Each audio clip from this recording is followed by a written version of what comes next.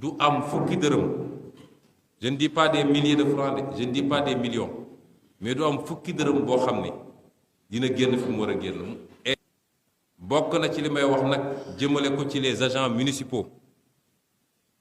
du menace, man du ma def menace, j'agis. waaye s'il y a une chose boo xam ne man mënuma koo nangu mooy di def ay comportement yoo xam ne lañ la dénk liggéey wala nga dem yem ci liggéey bi ñu fay la sa salaire nga dem sa yoon ngay def ay pexe pour randal xaalis, loolu duma ko nangu. bu ma ci jàpp, j'interviens immédiatement et les sanctions seront des sanctions radicales. nit da ngay maandu,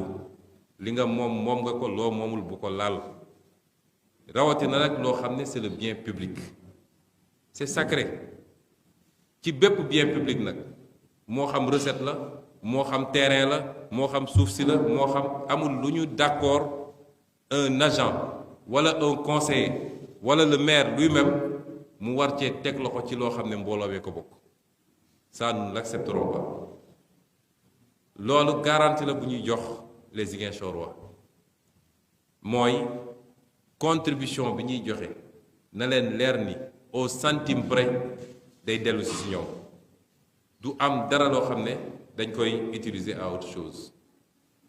C'est un élément important de la citoyenneté. suñu objectif wax naa leen ko mooy fexe ba créer les conditions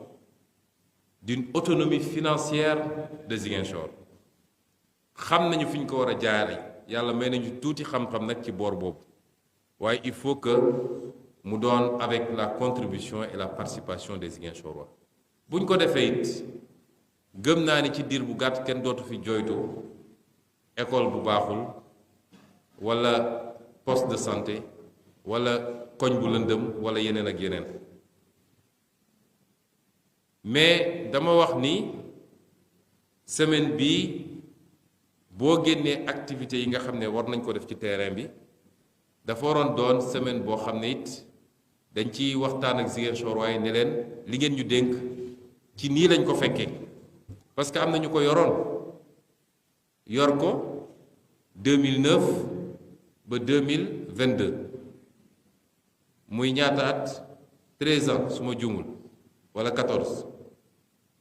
donc boo ñëwee jot lu mel noonu ci anam googu da ngay njëkk a xayma, da ngay njëkk a càmbar li nga fi fekk lan la. moo tax bi ñu ñëwee santaane nañu ay audit, jël cabinet mu ñëw càmbar mbir mi. mu am loo xam ne defal nañ ko suñu bopp. audit yooyu duma ci sori pour le moment parce que ñu ngi commencé jot ay rapport sectoriel, jotaguñu lépp, waaye mun naa wax rekk ci gàttal ne benn biñ ci njëkk a gis mi ngi jëm ci kopparu mairie Ziguinchor niñ koy utiliser. ndax gis nañ ni lañ doon def ci wàllu personnel bi jaaduwut. mairie bu ndaw ci capacité financière laa bëgg a wax, bu mel ni mairie Ziguinchor bëgg am lu ëpp 500 employés du yoon. te bu doon lépp dafa méngoo ak loo xam ne lu ñu soxla la ci liggéey ñu ne sax mën na jàll, waaye bëri na loo xam ne recrutement politicien la bu méngoowul ak nécessité lu ñu soxla pour liggéey. loolu nag bokk na ci li nga xam ne mooy gangréner municipalité yi yenn saa yi, parce que li koy andi mooy nit ñi dañu jàpp ni ku ñëw rek da nga war a récompenser say nit. mbir mi du bonbon du tàngal gu ñuy séddoo, liggéey la ngir askan wi. ku gëm projet Pastef gëm vision Ousmane Sonko ba nga ñëw ànd ak moom da nga koo def par patriotisme ak yaakaar gi nga yaakaar ni bu toogee bu soobee yàlla di ngeen gis changement qualitatif, mais ñëwoo pour ne suñu toogee rek coûte que coûte nañ ma jël nañ ma jox dara parce que voilà il faut récompenser bu dee nag loolu mooy esprit bi maire bu ñëw boo jëlee maire bu mel ni Ziguinchor depuis Mamadou Ablaye Sy ba tey su dee maire bu ñëw bëgguma dem fu gën a sori parce que jàpp naa ñu jiitu loolu war nañoo dem retraite ñoom ñëpp waaye bu dee ku ñëw rek da nga naan il faut ma satisfaire samay militants tout de suite te ci jamono jooju ñi ngi fi fekk mënoo leen dàq parce que ñenn ñi jox nañ leen CDI ñenn ñi décisionnaire lañu mën nga leen dàq sax parce que amul ku ñu mënul révoquer mais soo leen naree dàq li mu war a jur ci coût parce que dinañ dem inspection du travail dinañ dem tribunal ñu ne da nga rompre le contrat sans justification li mu war a jur ci coût pour la mairie toll na noo xam ne da nga naan lii duma ci dugg te faw nga jël ay nit say nit yow léegi da ngay dem recruter mu teglante c'est-à-dire fonk poste boo xam ne nit a nga fa ba noppi nga dem recruter beneen boo tegle ci kawam kenn ki nga teg ko au frigo kële ñëw toog keneen ñëwaat beneen maire ñëw ne man it il faut ma jël samay nit def noonu bu yàggee léegi nga dégg 1500 agents ci mairie bi ci ñoo xam ne li ëpp moitié bi correspondrul ak loo mën a ne lii mooy seen liggéey ci mairie bi am na ñoo xam ne sax daanaka nekkuñu Ziguinchor ña nga Dakar tëdd weer wu ne ñu fay leen seen salaire te liggéeyuñu ci mairie bi loolu am na fi donc loolu du lu jaadu on ne construit pas un pays on ne développe pas une commune avec cette façon de gérer yooyu yëpp nag on va y mettre un terme dans les plus courts délais loolu dina jeex ñaareel bi mooy ci marché public yi gis nañ fi lu bari loo xam ne méngoowul ak yorin bu rafet ci marché public ak ni ñu war a doxalee du ñu respecter procédure bi munoo vérifier ndax dëgg-dëgg marché bi am na wala amut boo laajee kayit yi mënuñu la koo jox du PV de réception du bon de livraison du dara loolu bokk na ci loo xam ne du lu ñu gën a rafetlu ci gérer xaalis boo xam ne xaalisu mbooloo la am na lu ñu ci fekk loo xam ne mënuñu koo wéyal am na loo xam ne mënuñu koo fay parce que correspondrul ba fii ñu toll ni ak lu ñu mun a justifier